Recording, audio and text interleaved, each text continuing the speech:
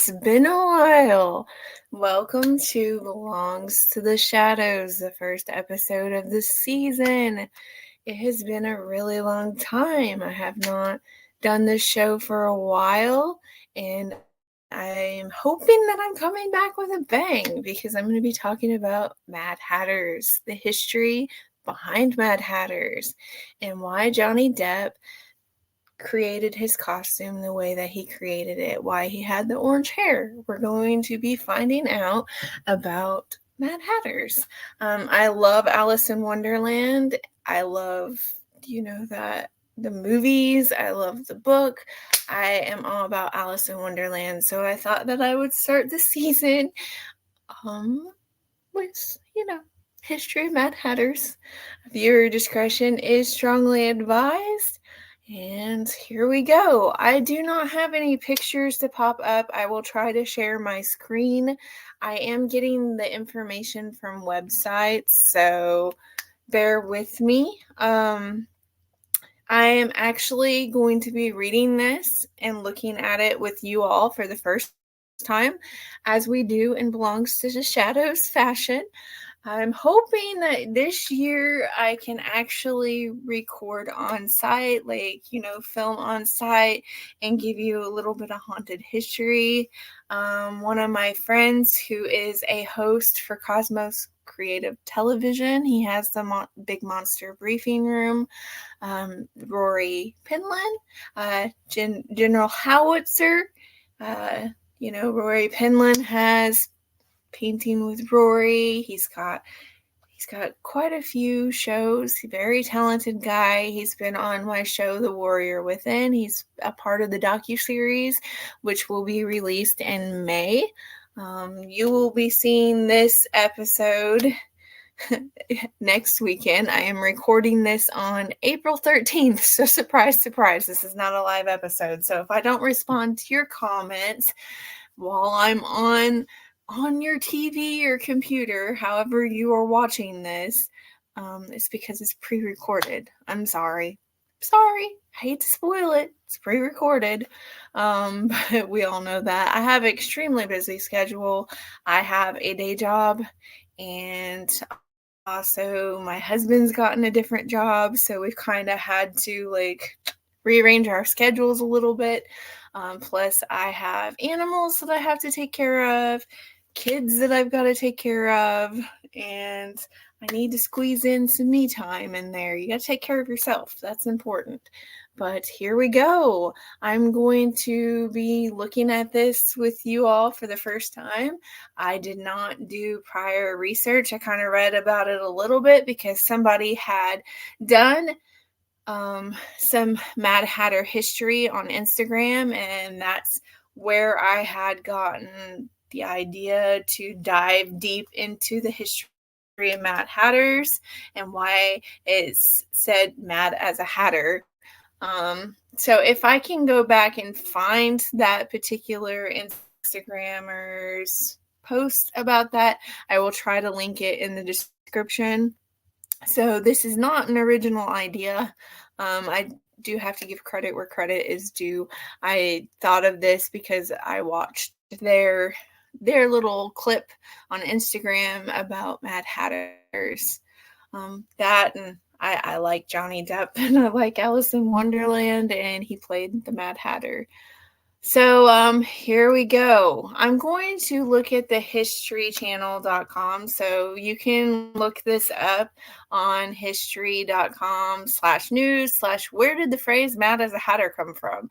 So this is all in quotations. It was written by Elizabeth Nix, and it was updated on May 8th of 2023. The original write-up of it was December 3rd of 2015. So, you know that Mad Hatter, when we think of the Mad Hatter, we think of Lewis Carroll's 1865 novel, Alice's Adventures in Wonderland. It does famously feature an eccentric character called the Hatter, who's referred to in a story as Mad. It became popularly known as the Mad Hatter. However, the phrase Mad as a Hatter used to describe someone who's crazy or prone to unpredictable behavior. It didn't originate with Carroll. Instead, the expression linked to the hat making industry because mercury poisoning. In the 18th and 19th centuries, industrial workers used a toxic substance, mercury nitrate, as part of the process of turning the fur of small animals, such as rabbits, into felt for hats. Workplace safety standards often were lax, and prolonged exposure to mercury caused employees to develop a variety of physical and mental ailments, including tremors, dubbed Hatter shakes, speech problems, emotionally instability, and hallucinations. Could you imagine that, like, working as like a hat maker and having to be exposed to those conditions? That's scary. That is very scary. In Connecticut, mercury-induced tremors were called the Danbury Shakes after the city of Danbury, which was the leading center for hat making during the 19th century and into the early years of the 20th century. By the 1920s, only a handful of headwear manufacturers remained in the place, once billed as the hat capital of the world. The U.S., the use of mercury in the production of felt finally was banned in the early 1940s. Researchers have suggested that Boston Corbett, a hat industry worker who killed John Wilkes Booth, by the way, President Abraham Lincoln's assassin, might have suffered from poor mental health due to the mercury poisoning. Corbett, who had been employed as a hat maker since he was a young man, became a religious zealot, and in 1858 castrated himself with a pair of scissors. Yikes. As a way to curb his libido. He went on to serve in the Union Army during the Civil War, and after Lincoln was shot by Booth on April 14th, 1865, at Ford's Theater in Washington, D.C., Corbett and his regiment, the 16th New York Cavalry, were sent to track down the gunman who was on the lam. On April 26, the soldiers surrounded Booth in a Virginia barn. However, Corbett disobeyed orders to capture the fugitive alive and instead shot and killed him. Corbett was cleared of blame by the military and lauded by many in the public as a hero for his role in avenging the president's death. So eventually he resumed working in the hat industry in the Northeast before moving to Kansas in 1878, where he had lived a solitary existence as a homesteader. In 1887, he landed in a mental asylum after threatening a group of people at the Kansas State House with a gun. The following year, this possible Mad Hatter, who was then in his 50s, escaped the facility and soon disappeared for good. Isn't that crazy? Like, never would I have imagined a character in Alice in Wonderland having such a sordid and traumatic history. Wow. So this, what I'm about to read you all, comes from frankbetter.com/how Johnny Depp brought to life Alice in Wonderland's Mad Hatter. So here we go. I hope you all are enjoying this. This is not going to be a very long episode, but I kind of wanted to give you all a taste of what Belongs to the Shadows is going to be like this season. And I wanted to return with Mad Hatter. I'll talk a little bit. Might as well talk a little bit. Maybe it'll make it longer if I can talk. So yeah. Mad Hatter, if any of you have any suggestions as to what you want me to research, what you want me to cover on the show, feel free to leave in the comments. I'm always looking forward to suggestions. Also, sponsors. Sponsors would be great. Leave a comment or, get a hold of me through Star Raven Studios on Facebook. There's a way that you can message me on there. Just sponsors would be great. I never expect anybody to send in tips or send money or anything like that. I just want you all to enjoy this show. I want you to enjoy the haunted history. I want you to enjoy the research that I have done. And I want you to enjoy looking things up with me for the first time and reading it at the same time that I do, because I think that haunted history is just as important as history. And it's interesting when you find things out like this, like about Mad Hatters. Like, I would have never have thought to even talk about Mad Hatters on this program, but when that person covered it on Instagram, I thought that that would be a very interesting subject for Belongs to the Shadows. So here we are. And like I said, if you have anything that you would like me to research or, cover on this program, please leave it in the comments. I will definitely do my best to cover anything that you want me to cover. Haunted history is interesting. Like, I love haunted history. I like it a lot, and a lot of the YouTubers that I watch, like Selena Spooky Boo, and then you have Sam and Colby. There's so many. There's the Grim Life Collective, which they take you into like haunted houses. They take you into like Comic Cons, like different things. Like, they're incredible. They take you to film locations, haunted locations. I love the Grim Life Collective.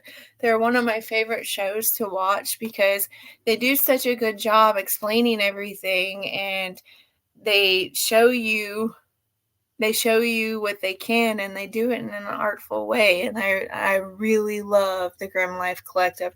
Not sponsored by them, by the way, but if you want to check them out, I will leave a link in the description to one of their episodes so you can watch Grim Life Collective. I'll do that for Sam and Colby and Selena Spooky Boo as well, because they're all interesting, and I think that you all should, check them out.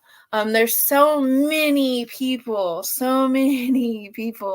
who do paranormal investigations, who do haunted history, who do ghost stories, who do ghost hunting. Like, there are so many incredible channels on YouTube that you can watch. Like, you're going to go down a rabbit hole because there are so many channels that you all need to check out if you love stuff like this. So, like I said, this comes from frankbetter.com/how Johnny Depp brought to life Alice in Wonderland Mad Hatter. This was written by Frank Better on October 14th of 2022. So, quotations again. This is written by this person. He did a really good job with it, and I cannot take credit. How Johnny Depp, let me rephrase that, rewind. Sorry, it's been a long day. How Johnny Depp brought to life Alice in Wonderland's Mad Hatter. There you go. The top hat of hatters, and my personal friend, I'm got this in quotations, Chad Everett, is back to share with us another compelling peek through the looking glass. This time he breaks down Johnny Depp's iconic Mad Hatter costume, on which he has a master millennia's worth of knowledge, and examines how the famed actor used the attire to embody one of the best-known characters in literature. Excuse me. Of all the characters from Alice in Wonderland, perhaps the most memorable and recognizable is none other than the Mad Hatter. He has been featured on merchandise, been replicated in media, and has been the symbol of high tea the world over. He's been a rock singer, a villainous clockmaker, a bodyguard, an assassin in Lewis Carroll's original novel. The character is referred to simply as the Hatter. He's the only male human character Alice meets. All others are either animals or playing cards, and has a small cameo as a pun through the looking glass.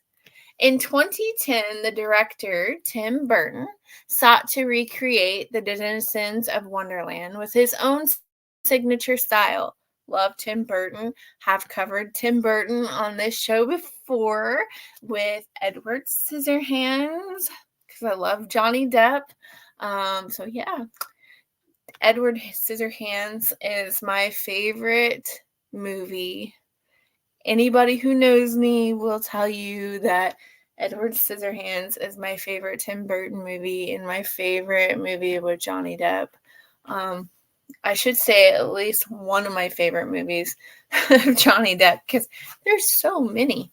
It was natural that he would offer the role to famed actor Johnny Depp because they've worked several times together before. Like, Johnny Depp, Helena Bonham Carter, they've all worked together a lot with good reason.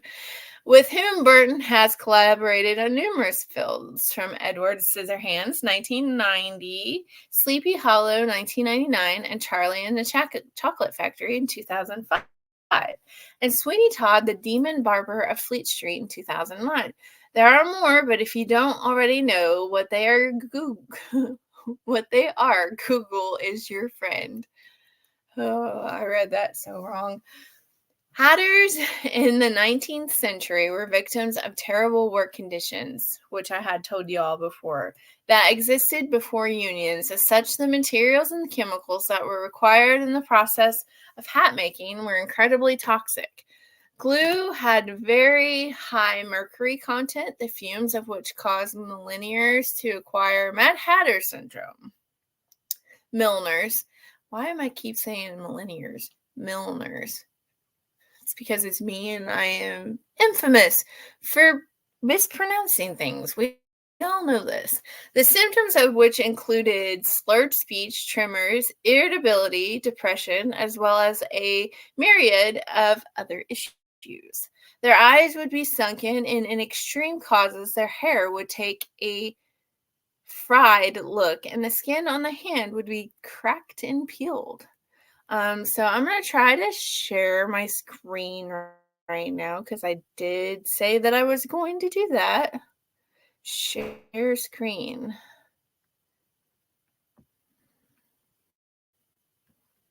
All right, so maybe. There you go. Yay, I figured it out. Check me out. All right, cool. I knew I could do this. I just need to give myself credit, right? So here is Johnny Depp's costume. If you have not seen Alice in Wonderland with Johnny Depp, there it is. Very extreme costume. Makeup is amazing. It is incredible. Absolutely love it. I just love his costume. I like extreme looks though. Like, that's exactly why I love fashion magazines. Like, I love extreme looks. I will sit and watch, like, I don't know, I can't think. Project Runway. There you go. Project Runway. Can't say things quite straight today. I'm sorry. Project Runway. Because they have innovative fashion designs, and a lot of them are extreme. But just because they're extreme does not make them bad. It makes them interesting. It makes them different. Dare to be different.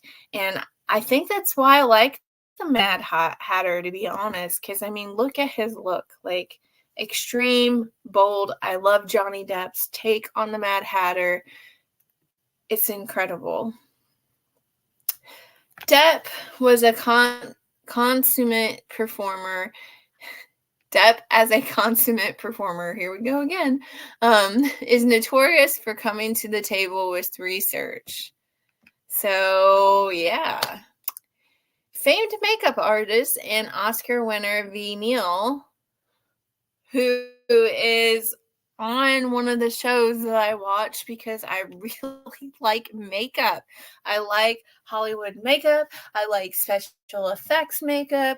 I think anybody who creates props, who does special effects makeup, who does, makeup for fashion, who does makeup for bands, like, it's incredible. I am intrigued by that. Like, it is just absolutely incredible. And like horror makeup, I really wish that I knew how to do that. Like, they are artists. So V. Neal collaborated with Johnny on characters such as Scissorhands, Jack Sparrow, and Sweeney Todd, among others.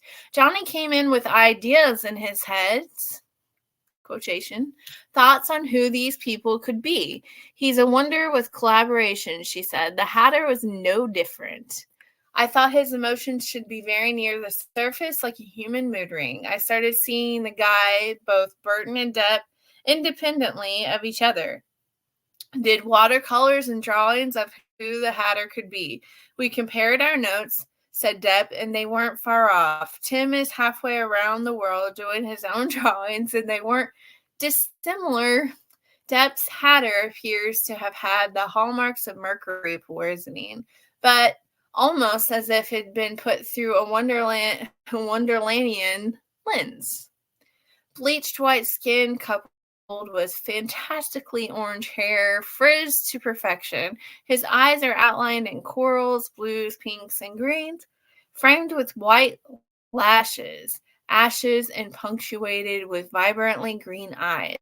I wanted him to have electrified kind of eyes, as if the mercury, the madness, is coming out of them. We also had one pupil painted ever so slightly off.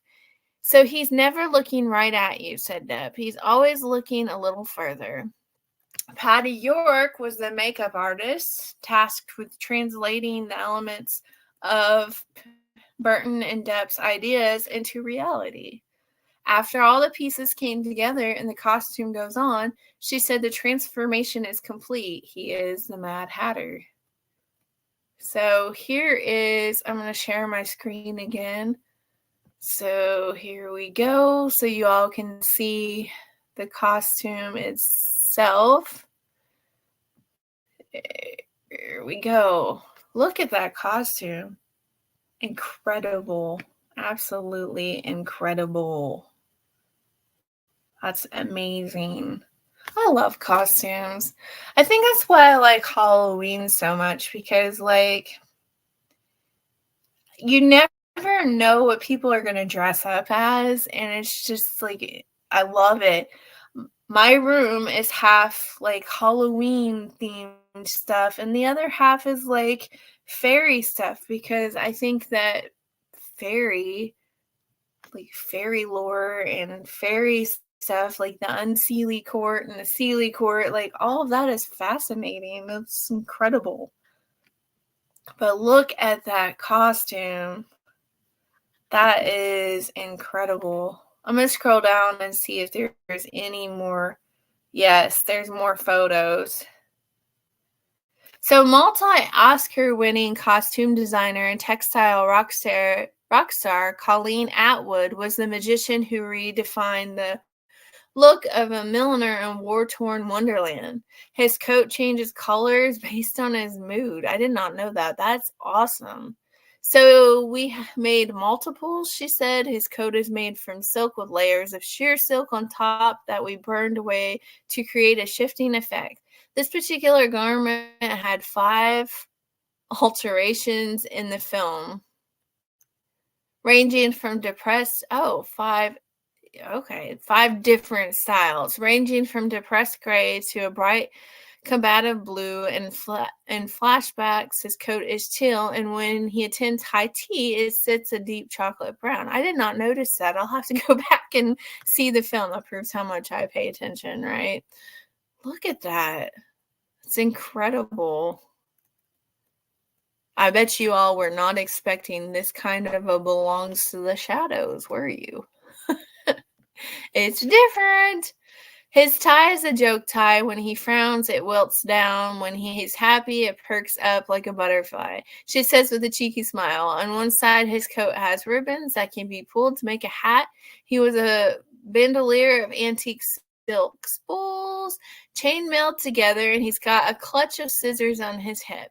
We didn't want his tools off on a shelf somewhere, so we incorporated them into the costume. We all know Johnny loves a bit of jewelry. He has a pincushion ring and thimbles on his fingers. In the original novel, The Hatter's laments, that he has had a row of time himself, has been trapped at tea for ages. The costume Atwood devised had elements that reflected this torturous punishment. He has embroidery on his pants, and he may have done when he got bored, and his boots have words scratched into them. Tim Burton likes to draw on his shoes, so that's where that came from. I did not know that. That's interesting. Look at the boots. Like you see little writing on there. That's so cool. The grand centerpiece and the most difficult to find of any Hatter costume is his topper. The symbol of the Hatter demands respect, and Atwood came to it with gusto. The original that was done before we did the sketches, but it was right. Deep molted green leather that has been laser cut with an elaborate, almost paisley design. The hat was then embroidered in patches with bright gold embroidery thread. We ran a blowtorch over it, which gives it its age, but also makes it look like it survived a why can't I say that? A catastrophe. There we go. Catastrophic event. She is referring to the loss of the Hatter's family at the hands of Mad Red Queen and her Targanis Malphite the Jabberwocky. Sorry, I can't pronounce things sometimes. Bear with me. So yeah, they have Hatter, Madigan, the Mad Hatter. They have other things here like Tom Hardy. They have about the author, Chad Everett. And yeah. So there are other links that you can click on here. So I'm going to stop sharing this screen. So yeah, not a very long episode, but I didn't want to do a super long episode, first episode back.